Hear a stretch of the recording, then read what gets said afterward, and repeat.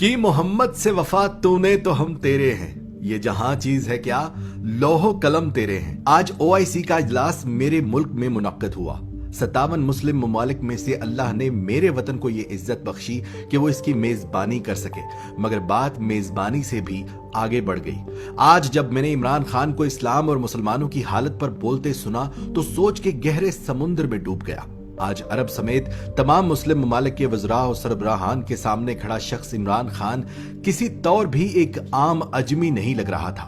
वो इस्लाम की तारीख का एक एक पन्ना खोलकर मुस्लिम दुनिया को झिंझोड़ रहा था। उसने कहा कि तस्लीम करना पड़ेगा 50 साल की ओआईसी मसला कश्मीर और मसला फलस्तीन पर फेल हो चुकी है। तस्लीम करें कि हमारी आवाज नहीं सुनी जाती।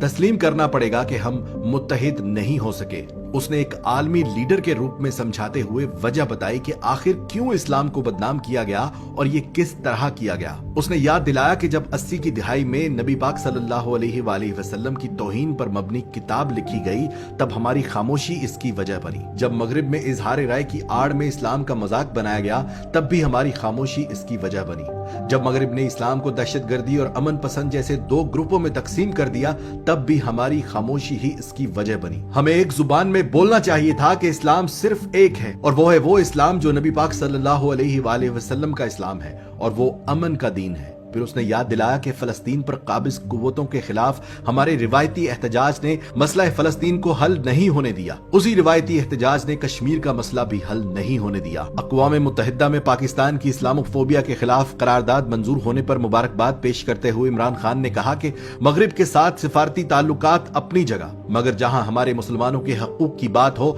वहां डरो मत, वहां मुत्तहिद हो जाओ, सब डट जाओ, वरना कुछ नहीं हो सकेगा। उसने याद दिलाया कि 40 साल तक जंगी हालात का सामना करने वाले अफगानिस्तान को हम सब का फर्ज है कि मिलकर मुस्तहकम करें, क्योंकि जब तक वहां भूख अफलास रहेगी दहशतगर्दी खत्म नहीं हो सकती। फिर उसने मौजूदा इंसाफ की शक्ल को नंगा करके दिखाया। उसने कहा कि हमारी नाकामी की दूसरी वजह यह है कि हम सब मुल्क अपने निसाफ के निजाम को गंदा कर चुके हैं। हम ताकतवर को सजा नहीं देते और कमजोर को मुआफ नहीं करते। यह भी याद दिलाया कि इंसाफ का इस्लामी निजाम तो वो था कि जहां वक्त के खलीफा भी किसी एक यहूदी के खिलाफ मुकदमा हार गए, क्योंकि इंसाफ सबके लिए बराबर था।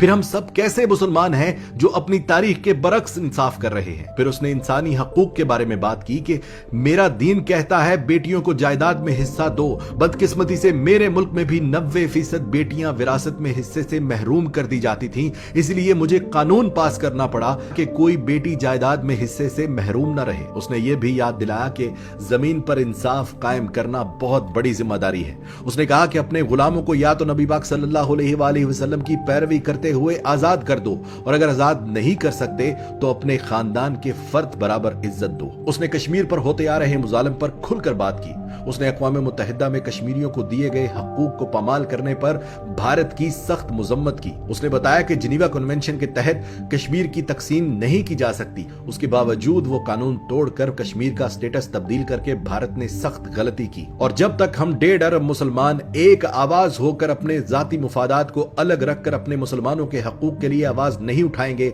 उन्हें आजादी नहीं मिल सकती। दोस्तों, पिछले 50 सालों में यही ओआईसी थी, यही मुस्लिम उम्मत थी, यही इजलास हो रहे थे, लेकिन यह पहली बार हुआ कि अक़वाम मुत्तहिदा में इस्लामोफोबिया के खिलाफ कोई करारदाद मंजूर हो सकी। यही पाकिस्तान था, यही असेंबलियां थी, यही वजीर थे, मगर यह पहली बार मुमकिन हुआ कि मुस्लिम ममालिक के सरबराहान को इन कड़वे मगर खरे अल्फाज में अपनी गलतियों और कमजोरियों का जायजा लेने के लिए कहा गया। मेरे वतन का सरबराह बोल रहा था और उसके अल्फाज के सहर में कैद तमाम मुस्लिम ममालिक उसकी गुफ्तगू सुन रहे थे। मेरा ईमान है कि इमरान खान को यह जज्बा, यह सहर अंगेज अंदाज़े गुफ्तगू मेरे अल्लाह की इनायत है। डॉक्टर इसरार अहमद मरहूम, जनरल हमीद गुल मरहूम, तारिक अजीज मरहूम के अल्फाज मेरे कानों में गूंज रहे हैं। उन सब का कहना था कि पाकिस्तान दुनिया में एक राज है, यह अपना किरदार अदा करने के लिए बनाया गया है।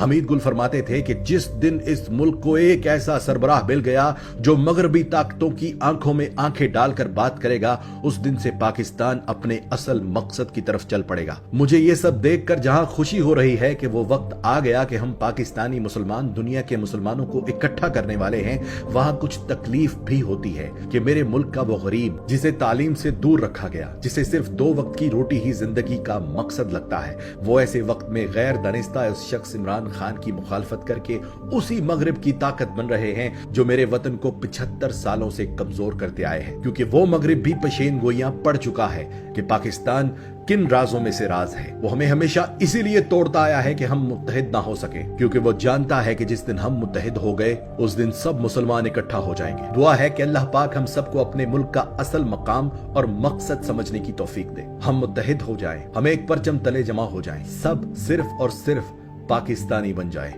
पाकिस्तान जिंदाबाद।